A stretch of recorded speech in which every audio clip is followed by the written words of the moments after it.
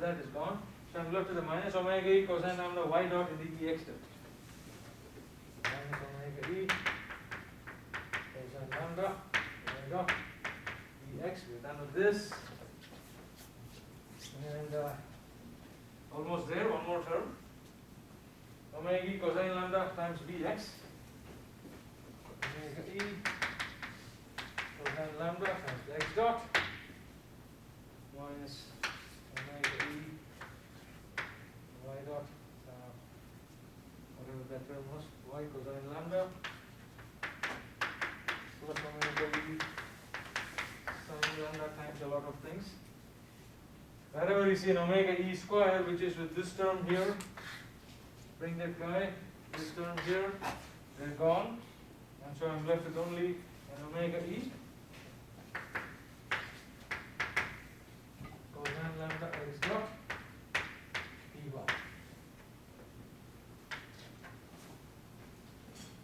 This is all.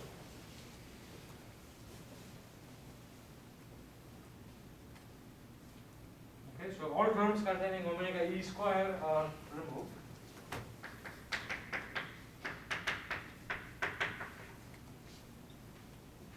So this is much more simpler than what we envisaged at the beginning. Okay, at least anyway. But this is all because of our assumptions. Okay.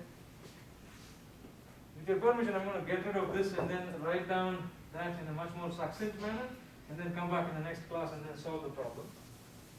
And hopefully start MATLAB as well in the next class. Alright, so now acceleration. Let's use respect an inertial observer. Collect all the terms containing x, ex, x double dot. Look at this. One here, one there, becomes 2. Minus 2 omega e y dot cosine lambda ex. Question to you. In acceleration expressions, if you see the quantity 2, what does it remind you of? Coriolis. Coriolis. This whole damn thing is because of Coriolis effect. Okay? That is all this is about. Coriolis effect. Alright, then next thing, likewise in the y direction, I'm going to have y double dot pick up 2 more of those guys. As you can see, that's the Coriolis component. Obviously, it has to be there in all the 3 directions, so I'm going to pick up one in the z direction as well, plus minus 2 omega e sine lambda x dot.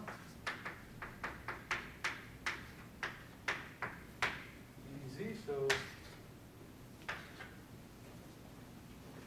this is our whole thing.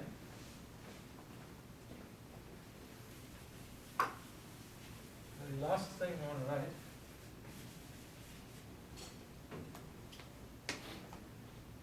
what are our next steps is that I'm going to say Newton's law.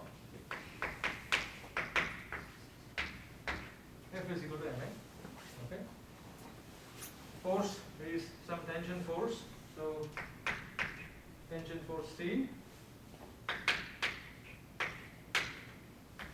The weight vector, which is going to be in the z direction, negative, it will have a negative sign, and we'll do the math later. This is equal to m times ax, ay, az, where these are ax, ay, az.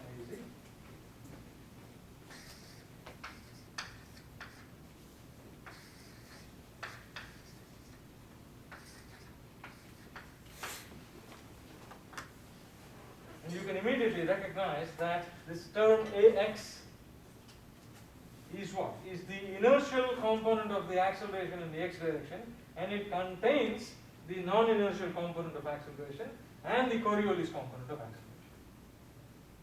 Likewise, ay is the inertial component of acceleration in the y direction. It contains 2 things, the non-inertial acceleration y double dot and the Coriolis component in the y direction. And likewise, because of the fact that we said the oscillations are very small in the z direction, z double dot does not play a role, but you will still have the Coriolis component coming in here in the z direction. So these are the inertial accelerations, but they contain the non-inertial ones, which is what we need. Okay. Thanks for your patience. Hopefully my writing is clear to everybody, and I'll try to post my notes in time so that you can go over it. But on Thursday, if there's a snowstorm, we will meet online on Zoom, assuming there is still school. Okay. If there is no school, we don't meet. And on Thursday we complete.